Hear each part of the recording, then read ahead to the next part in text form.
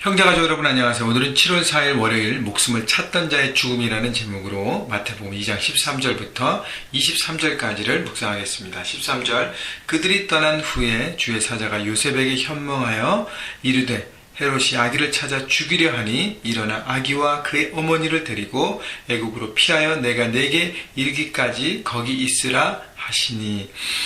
자, 요셉에게 천사가 꿈을 통해서 말씀합니다. 헤롯 왕이 이제 동방박사들이 별을 보고 와서 헤롯 왕이 찾아와서 여기 새로운 왕이 탄생했다 그러는데 어딘지 혹시 아느냐. 헤롯이 그 얘기를 듣고 깜짝 놀랐잖아. 자기가 왕인데 또 왕이 태어난다는 것. 그래서 머리를 쓰면서 동방박사들에게 그 왕에게 경배하고 탄생을 보고 그리고 자기한테 알려달라. 자기도 경배하겠다. 찾아가겠다. 얘기합니다. 하나님의 천사가 동방박사들에게 경배하고 난 다음에 그냥 돌아가라 그러죠. 자, 그래서 헤롯은 이제 어떻게 이 아기를 찾아서 할 것인가를 생각하고 죽이려는 음모를 갖고 있습니다. 자, 그것을 천사는 꿈을 통해서 요셉에게 얘기하는 것입니다. 자, 그런데 중요한 것은요, 주의 사자가 요셉에게 현명하여, 그러니까 주의 사자가 요셉의 꿈을 통해서 말씀하시는 그것을 요셉은 듣고 순종하는 모습이 오늘 말씀을 통한 모습의 어떤 키포인트라고 우리가 할 수 있습니다. 요셉은요, 처음 결혼하지 하기 전에 정혼한 정혼한 약혼자 마리아가 성령으로 잉태한 것을 주의 사자를 통해서 듣습니다.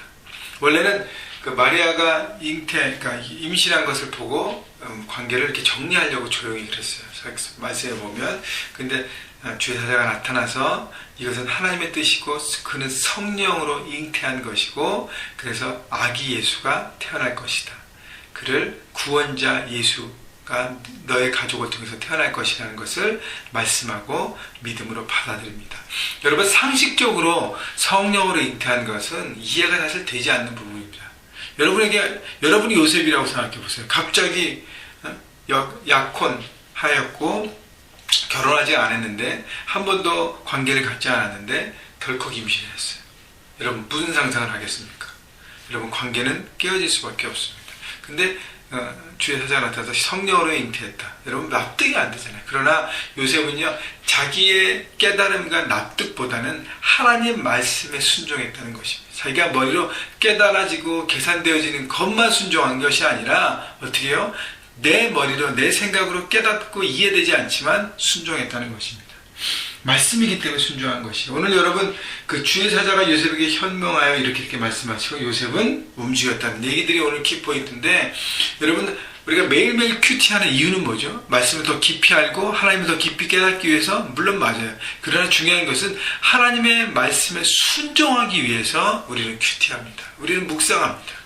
하나님 말씀, 오늘 하루 내가 어떻게 살 것인가를 생각하고 하나님이 무엇을 말씀하시는지 제가 어떤 말씀을 해주든지 제가 듣겠습니다 라는 마음으로 말씀을 듣고 순종하기 위해서 하는 것이지, 말씀을 많이 알아서, 저는 하나님 말씀 많이 배웠어요, 많이 알았어요, 이건 자랑이 아닙니다.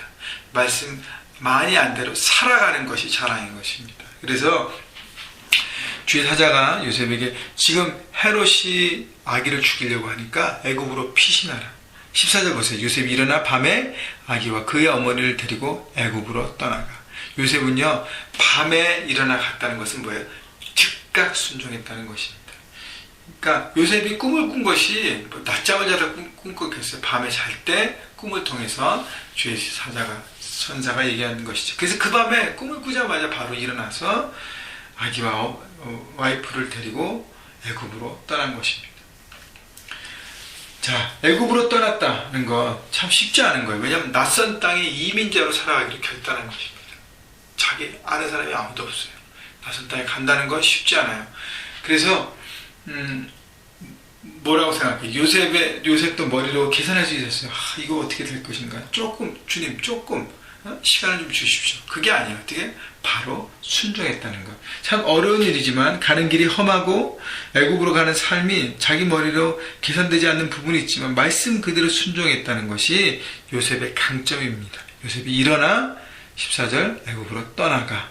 15절 헤롯이 죽기까지 거기 있었으니 이는 주께서 선지자를 통하여 말씀하신 바 애굽으로부터 내 아들을 불렀다함을 이루려 하심이라. 자, 복음서의 모든 내용을 보면 예수님의 모든 족족들이 어떻게 해요?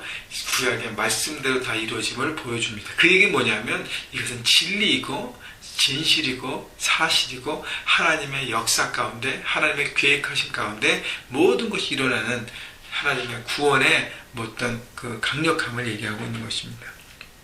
16절 이에 헤롯이 박사들에게 속은 줄 알고 심히 노하여 사람들을 보내어 베들레헴과 그 모든 지경 안에 있는 산의 아이를 박사들에게 자세히 알아본 그때를 기준하여 2살부터 그 아래로 다 죽이니 17절 이에 선지자 예레미야를 통하여 말씀하신 바 라마에서 슬퍼하며 크게 통곡하는 소리가 들리리니 하면서 쭉 얘기합니다.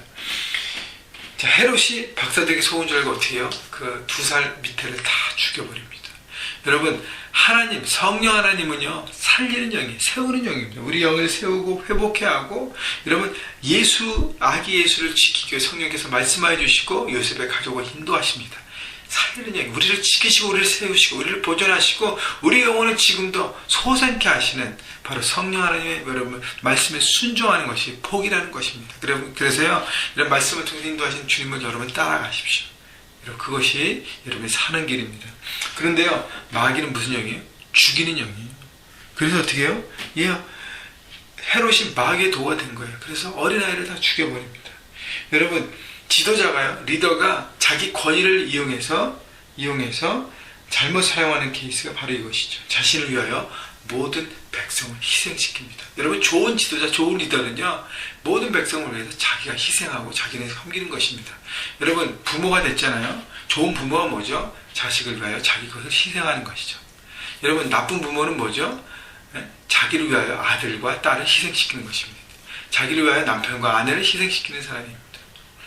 여러분, 그래서요, 여러분, 리더의 모습, 지도자의 모습 생각해 보시고, 그 다음에 나는 살리는 성령 하나님을 따라가는 사람인가, 그렇게 살아가는 사람인가, 아니면 죽이는 마귀의 영의 도구인가 생각해 보십시오. 19절 헤롯이 죽은 후에 주의 사자가 요셉에게 애굽에서 요셉에게 현몽하여 이르되 20절 일어나 아기와 그의 어머니를 데리고 이스라엘 땅으로 가라. 아기의 목숨을 찾던 자들이 죽었느니라 하시니라.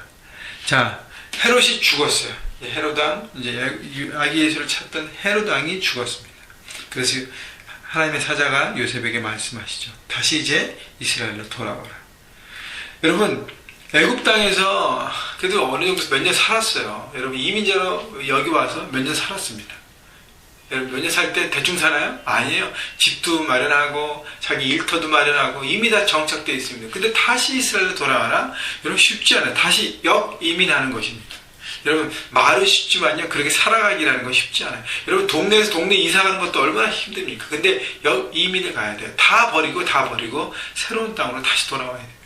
그런데 어떻게 해요? 21절 요셉이 일어나 아기와 그의 어머니를 데리고 이스라엘 땅으로 들어가니라. 순종했다는 거. 요셉의 강점은 순종이에요. 그냥 핑계와 어떤 타협이 없습니다. 그러니까 즉각 순종하는 것. 요셉을 통해서. 그래서 요셉의 아들로, 요셉의 자손으로 하나님이 그 아기 예수를 보내신 것 같아요.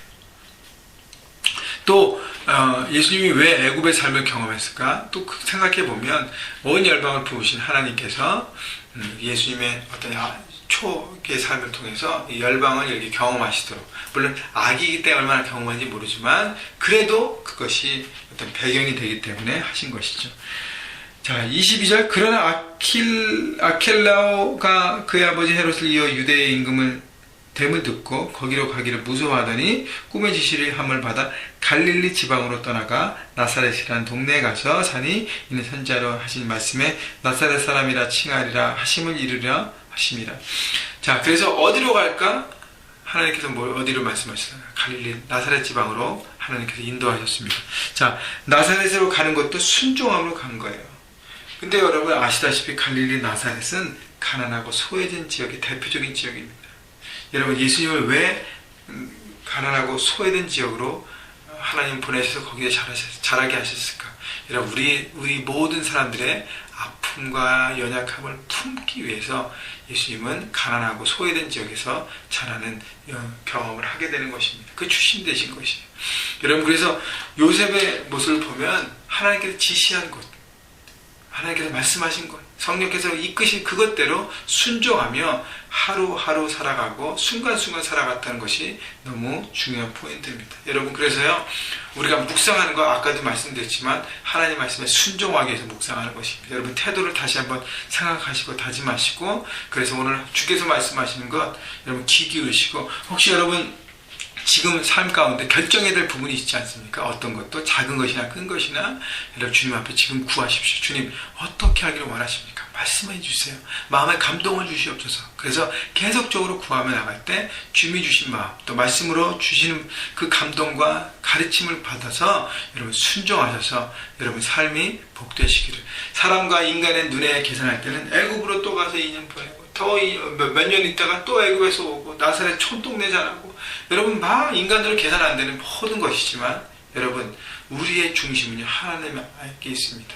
여러분 내 삶의 주인이 하나님께 있습니다. 그분이 말씀하신 대로 사는 것이 복된 것인 것을, 최고의 삶인 것을 여러분 깨달으시고 순종하시는, 그래서 귀한 순종의 열매를 거두시며 사시는 여러분 모두가 되시기를 주님의 이름으로 축원합니다.